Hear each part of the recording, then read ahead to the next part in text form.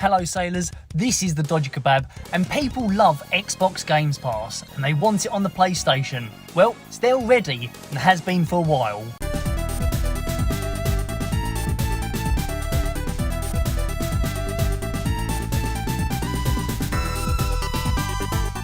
You see it all the time from idiots on the internet. Sony needs to have a service like Xbox Game Pass, a service where you just pay a flat fee and can download and play games from a huge library of titles. The fact there are people still saying this now just shows how absolutely useless Sony has been at advertising PlayStation Now. Because that's literally what PlayStation Now is. Just look here. Download game is one option and stream game is the other. Yes, just like Xbox Game Pass, PlayStation Now is a service that lets you pick from hundreds of games, first-person shooters, action, adventure, arcade, RPG, whatever, and then you can download them to your system and play it. Absolute bangers too. Bloodborne, God of War, Horizon, Judgment, Red Dead, Tekken 7, Final Fantasy 7 Remake. Download them to your PS4 or PS5, stick them on a USB drive, throw it out the window, I don't care, but you can. Don't want to wait to download them? Fine, stream them right away instead. If you don't mind streaming, then you can also pick from a ton of PS3 games too. Metal Gear Solid 4 is pretty much stuck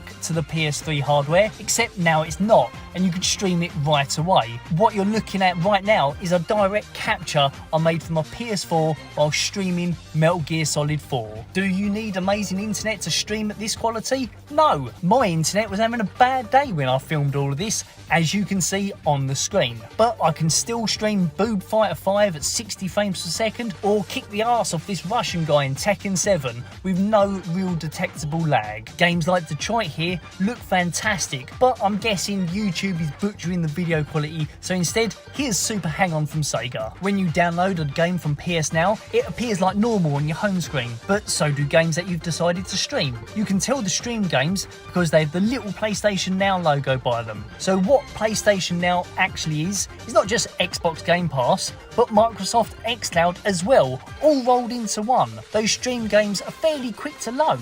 Now this might be faster on a PS5, but I don't have one yet. So here's how long it takes to boot a streamed game on a PS4.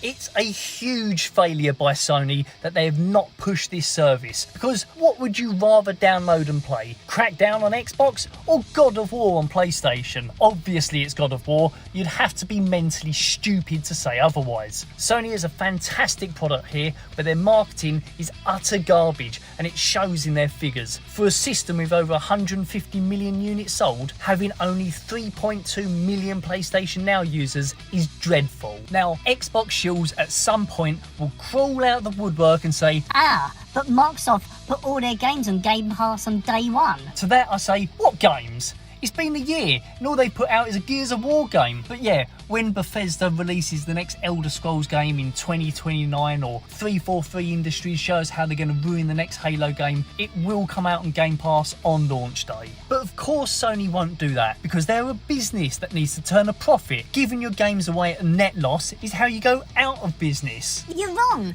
Just look at other subscription services like Netflix and Spotify. Oh yeah, Spotify, who have never once turned a profit and are only able to stay in business thanks to huge sums of money given to them by venture capitalists. Or Netflix, who's had to borrow $15 billion over a 10-year stretch to fund their original content. Again, all funded by venture capitalists. But Microsoft does have almost infinite money, but they need it to fund the black hole that is Game Pass. AAA games can cost $150 million each to produce. Each third-party game on the service needs to have royalties paid to that developer to keep it on the service. And to keep the number of new first-party games high, they have to spend billions of dollars buying studios like Bethesda. Just the cost to buy Bethesda alone is the equivalent of 41 million Xbox Game Pass Ultimate users paying the full $180 per year. The cost to pay for all these first-party studios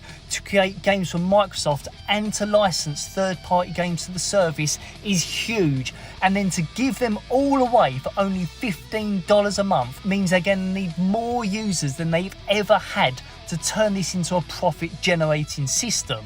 Microsoft might have infinite money, but shareholders don't have infinite patience. Just look at Mixer, Zune, Groove Music, Microsoft Phone. Infinite money doesn't stop shareholders demanding that the plug be pulled on loss-making services. Game Pass is the big gamble, because if it doesn't bring the sales like what they want, what's to stop Microsoft from dropping the Xbox brand like they almost did when the Xbox One flopped at launch? But to come back around, I understand why Sony won't put their AAA games on PlayStation Now from day one, because it doesn't make financial sense at all. But when you compare Microsoft's output, it's not like they have that many AAA games anyway that they can put on the service. So in the here and now, really both services offer the same core idea. They both offer hundreds of games on demand that you can download and play. And in the case of PlayStation Now, you can also stream games too. So stop asking for Game Pass on PlayStation, because it already exists. And PlayStation Now is better because it's got Arcania Heart 3. Aber. Thanks for watching, guys. A like, subscribe and comment are very much appreciated.